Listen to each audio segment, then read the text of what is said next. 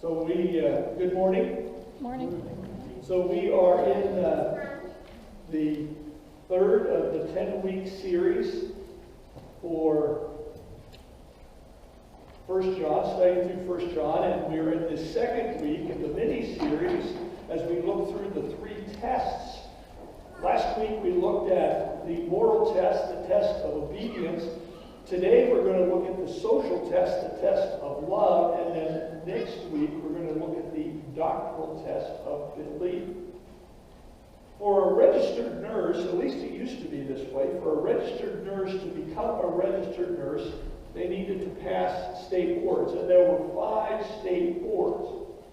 If you passed 4 of the state boards, you weren't a registered nurse yet. You still would have to retake that last test until you had passed all 5 to become a registered nurse. And it's the same way here with these 3 tests that 1 John has. It's not like, hey, okay, I did a great job with obedience, but I don't have to worry about love or belief. It's all 3, obedience, love, and belief. Love, then, must be added to obedience that we talked about in last week's sermon. And we see that as John continues here in 1 John chapter 2, verses 7 through 11. Beloved, I am writing to you no new commandment, but an old commandment that you had from the beginning. The old commandment is the word that you have heard.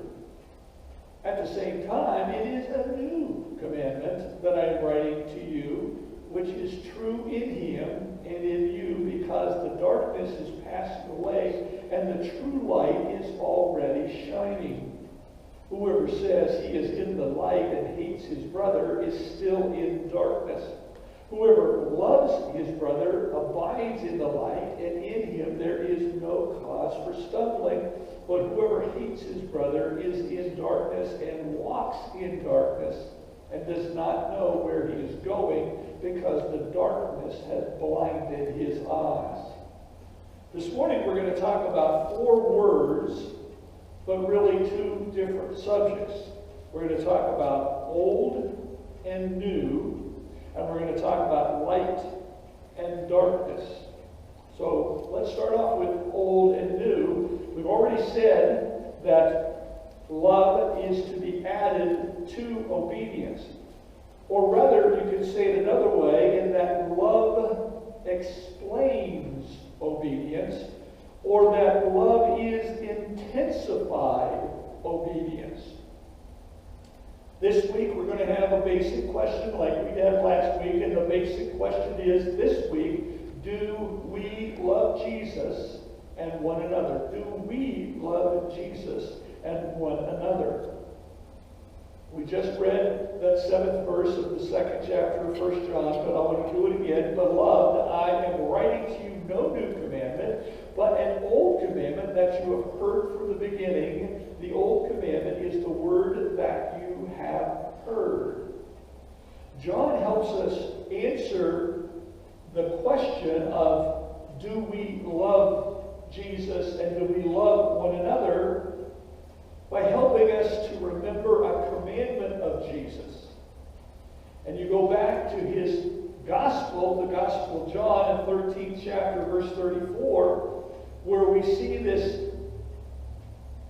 that commandment which is both old and new, as he says, a new commandment I give you, that you love one another just as I have loved you, you also are to love one another. And very much the same way in John 15:12, it says almost the same thing. This is my commandment, that you love one another as I have loved you. It's old in the sense that we have known it since we became a Christian. It's basic to what we have been taught from the beginning, from when we began to be a Christian. And it's new in the sense that Jesus took Deuteronomy chapter 5 to love God, and Leviticus chapter 19 verse 18 to love your neighbor that Paul read for us at the beginning of the service. And he put those 2 commandments, love God, love your neighbor, together and put them into a new commandment. Now, Amy read from Matthew chapter 22, where Jesus was being tested and was asked a question from one of the lawyers of the Old Testament law. But I'm going to read here from Mark chapter 12, verses 30 and 31, because what's interesting is it's not a retelling. You know how Mark tells the same thing that Matthew tells, that Luke tells often, but it appears that this is two different situations. And you shall love the Lord your God with all your heart, with all your soul, and with all your mind, and with all your strength. And the second is this: you shall love your neighbor as yourself. There is no other commandment greater than these. So this new commandment is coming from the old. But it adds a new, deeper, richer meaning. It adds a quality that we're to love with the same measure at which Jesus loves. Jesus then expands the extent of love for what they've grown up with. And he does that in the parable of the Good Samaritan. It's found in Luke chapter 10, verses 25 through 37. See, one of those lawyers, just like the one that was challenging him in Matthew 22, also challenged him here in Luke. And he says to him, "What shall I do to inherit eternal life?" Now, Jesus has a style of teaching where he will ask a question when he's asked a question. And that's exactly what he does here. He's asked, "What shall I do to inherit eternal life?" And he asks, "What is written in the law?" And so the lawyer then answers with the same new commandment, which is interesting because you don't find that new commandment in the Old Testament. You find it in Deuteronomy 6:5, and you find it in Leviticus 19:18, but you don't find it put together until Jesus puts it together. And so in Luke 10:27, you have the lawyer who is actually quoting Jesus when he says, "You shall love the Lord your God with all your heart, with all your soul, with all your strength, with all your mind, and your neighbor as yourself." And Jesus answers, "You answered correctly. Do this." I'm not sure that the lawyer's intentions were pure, because now he tries to justify himself. He's admitted that I'm supposed to love my neighbor. That's what Jesus has been teaching. That's what the Old Testament law says. But now he's like, well, who is my neighbor? Because, I don't know who my neighbor is, and I can't love him, and I get off. See, that's easy. But it wasn't so easy with Jesus, because then Jesus begins to teach what we call the parable of the Good Samaritan. I think you're familiar with that. Man's traveling, he falls, he gets attacked by robbers, beaten up, left practically dead, and they go off and leave him laying there. A priest comes by, sees him, and we don't know the reason, but he goes across the street and passes him on the far side. A Levite does the very same thing. And then it is the hated Samaritan who sees this Jewish man laying there. If you know New Testament history at all, you know that there was a tremendous hatred, almost treated as enemies. The Jews hated the Samaritans, and the Samaritans equally hated the Jews. And yet it is this relationship here with this hated Samaritan that helps this Jewish man back to health. So Jesus gets to the end of the parable, and he asks, which one of these three, the priest, the Levite, or the hated Samaritan, do you think proved to be a neighbor to the man who fell among the robbers? And the lawyer answered, the one who showed him mercy. Jesus said, go and do likewise. Love in action. Love in action is another word for mercy. Jesus, if I was to summarize what Jesus said, anyone who is in need is our neighbor. So, old and new really are a combination of the two words. And is connecting here, but when we move on to light and darkness, and does not connect the two, and is showing a separation of the two. Back to the basic question, do we love Jesus and one another? If we look at the remainder of what we read earlier, 1 John 2, now verses 8 through 11, it says, at the same time, it is a new commandment that I'm writing to you, which is true in him and in you, because the darkness is passing away and the true light is already shining. Whoever says he is in the light and hates his brother is still in darkness. Whoever loves his brother abides in the light, and in him there is no cause for stumbling. But whoever hates his brother is in the darkness and walks in the darkness and does not know where he is going because the darkness has blinded his eyes. John relates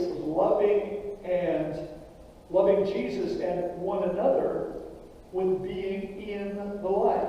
Last week, the test of obedience was walking as Jesus walked.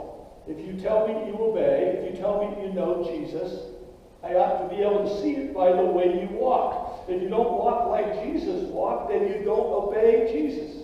Pretty cut and dry and simple. The same with this week is the test of being in the light is love and walking in love. You tell me you have love, that will be evident in your life. If we walk in the light, we can see where we're going. It's a whole lot more fun to walk in the light. Avoiding anything that may cause us to stumble in our relationship with God and with man. Now, one of the things we used to do when we were at Kentucky Christian, there was outside of Grayson, Kentucky, a really nice area called Carter Caves. Carter Caves had 200 caves in Carter Caves. All kinds of caves. Caves you could go in and have a tour, all kinds of different things. Well, because I'm a college student, I don't have a whole lot of money, I'm looking for free entertainment. Going caving was pretty much free. I actually had a pair of jeans that I wore, and they almost, because cave material is very, very thin or tiny sand, and it gets all in your jeans. So the jeans, when they dry, would stand up by themselves in the closet. And then I'd shake them out, get them loose again, and put them back on. So I had my caving jeans and my flashlight, but that's about all I had to have. When I wanted to go caving, I was told very clearly, very sternly, you must go with somebody who's been there before to teach you. And that was very helpful. We found somebody, and a group of us went. And I was all excited, we were going to go, and we were told, you must have a flashlight, a waterproof flashlight. So we get in the first cave, we had to crawl down through a hole that I don't know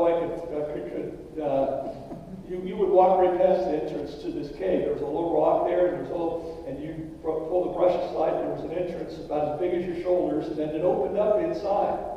And we would go through that, and that would take you to other caves. That was kind of, it was easier to go through the cave, or a lot more fun than it was to walk across the grounds in the other caves.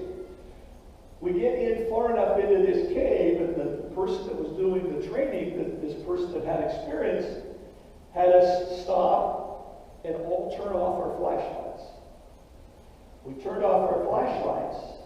I put my nose, or hand in front of my nose, touched my hand with my nose, and I could not see my hand. The darkness had blinded my eyes because there was no light and I couldn't see. We learned that you depend on your flashlight. Don't you depend on other people's flashlights. There will be times we'd be going through small openings, and sometimes you couldn't see the other person's flashlight because they were blocking, the hole would block them, and you could only see. I always wondered, and I made sure my batteries were good. I made sure the water seal was good, so that my flashlight would last, because if everybody else's flashlight died, mine was going to be good, and that's what you needed to think of. Because I couldn't imagine if suddenly all of our flashlights went out, trying to get out of that cave. Even caves that I've been through many, many times without light, it would be, the thought just terrified me. And I made sure I had that good flashlight. I could not depend on my eyes in the dark because the darkness blinded my eyes. Another way of saying that is that walking around in the darkness leads to sore shins.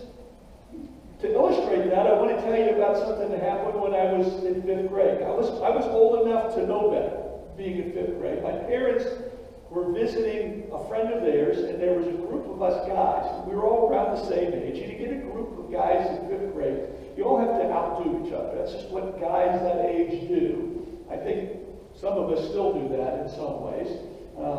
But we decided there was an old couch that was in this basement.